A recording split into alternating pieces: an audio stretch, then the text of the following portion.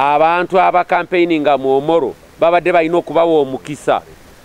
ba campaigninge ne mu Tochi okuba Tochi county obessaze lya Tochi ligenda kubakubira kalulu naffe abeNRM okuba tubadde tuteeseteese okukubayo obululu mu districts zino 5 kulwo kutaano nga 15 tusanze nga tulina okuweereza n'abantu ba Omoro omukisa gw'okugenda campaigninga mu Tochi county adi naffe ne tukyusa akalulu akaffe ne tukajja kulwo kutaano nga 15 ne tuteeka nga kulwo kubiri nga 19 ebirala byonna akalulu kajja kutandika saawa 2 kagwe saawa 10 bijja kusigala nga bwe bibadde tusobole okufuna bakandidate baffe bonna betunaatwala okulondebwa abaana abakutte bendera yaffe okuba nominated nga 28 ne 29 kubaronda mu National Electoral Commission. This is Kingdom TV.